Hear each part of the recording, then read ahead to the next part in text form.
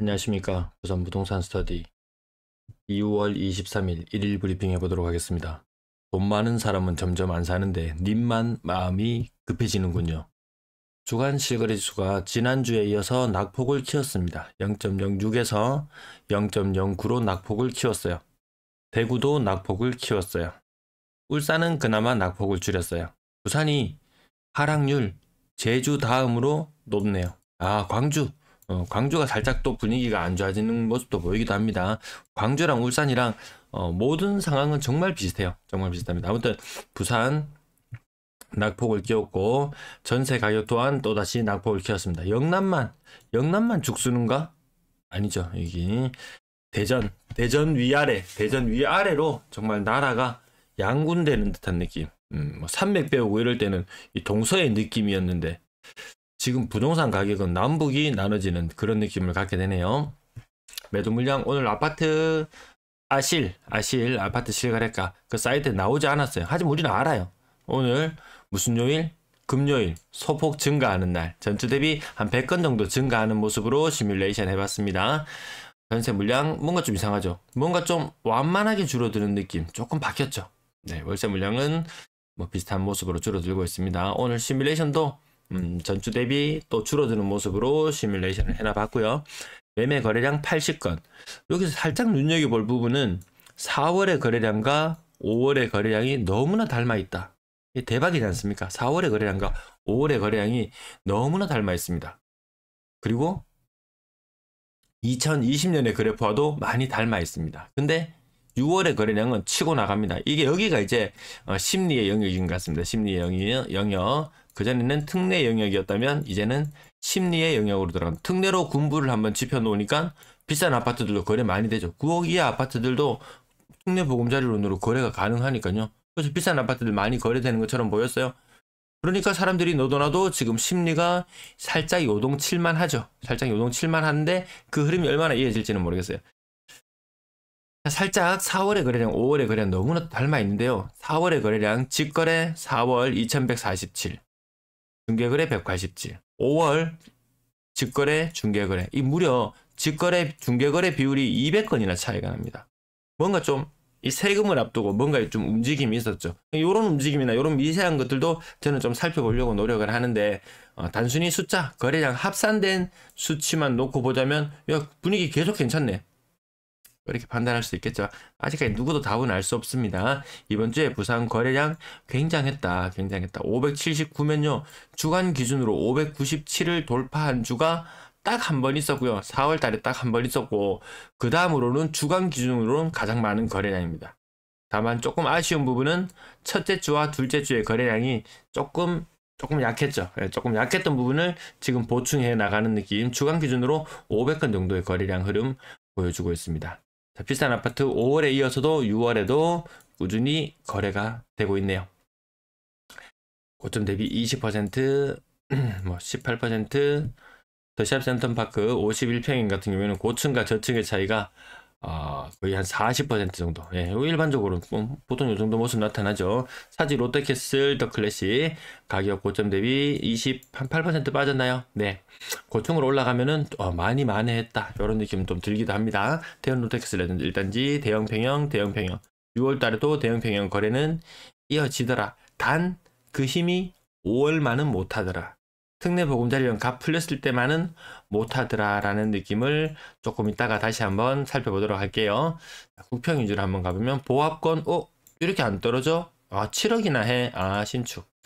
이런 식으로 살펴보면 되고요. 롯데캐슬 클래식 26평형 가격은 6억 7,500. 고점 대비 20% 정도 빠져 있고요. 서면 아이파크 3, 27, 25% 정도. 네. 최신축의 아파트들 가격 6억대에 포진하는 것은 대구는 조금 인기 있는 지역이었다. 그래도 5억대. 부산은 20, 30% 정도 비싼 느낌 들죠. 이미 적절한 평가 다 받고 있습니다. 뭐 어디 사람들이 몰려와서 산다, 어디가 저평가되었다, 사람들이 귀신같이 데이터를 손바닥 안에 놓고 살펴보고 있기 때문에 과거처럼 뭐 저평가에서 어느 지역 몰려가고 그런 특정한 쏠림 잘 일어나지 않을 걸로 계속해서 살펴보고 있습니다. 명륜 2차 아이파크 20% 정도. 네. 이 평형이 제각각 이 가격은 같은 6억대인데 어떤 거는 24평, 어떤 거는 40평 조금 그렇죠. 편차는 조금 있어 보이고요. 대형 평형들 그리고 나머지 거의 40% 가까이 네. 25% 보합 정도 40% 35% 네, 35% 동네 효성 해링턴 플레이스 35평형 35% 정도 뭐 직거래 그런 거 안 살펴봤습니다. 25% 정도 가격 대충 옆에 오른쪽 숫자만 보고 크게 달라지지 않았다. 크게 달라지지 않았다. 금매는 다 나갔다고 했지만 그렇지는 않더라. 계속 요 4, 5억대 가격. 부산 대구는 3, 4억대 아파트 가격이 가장 많이 지금 빠지는 구간. 뭐 금매가 되었건 무엇이 되었건 간에 요 아파트가 평균적으로 대구는 30% 정도 하락하거든요. 부산은 한 1억 정도 더 쳐서 한 2, 30%더 쳐서 한 4, 5억대 아파트가 가장 많이 흔들리지 않나 그렇게 생각하면서 살펴봅니다. 5억 2천까지 갔던 것이 3억 7천 5억 7천까지 갔던 것이 3억 6천 고점 대비 30% 정도 이렇게 하락하는 모습들 요 가격대에서도 좀 많이 눈에 띄네요. 나머지 많이 빠지지 않은 것들 지나가겠습니다. 이런 요만큼만 명지 두산 리브 포세이돈 가격 5억 8천까지 갔던 것이 3억 거의 40% 정도 네. 나머지 많이 안 빠졌는 것은 그냥 지나갈게요. 이게 답니다. 오늘 3억 이상 거래량 이게 답니다. 건당 거래대금 힘을 받지 못하는 모습 제가 제목에 들었는 것 올려놓은 것은 조금 이따 살펴보도록 하고요. 대구는 빙하기 해결하는 2,000건 이번 달 돌파 기정사실화. 부산은 그렇다면 지금 거래량이 2,800건 3,000건 좀 나와줘야 되는데 그만큼 거래량이 힘을 받고 있지는 못하네요.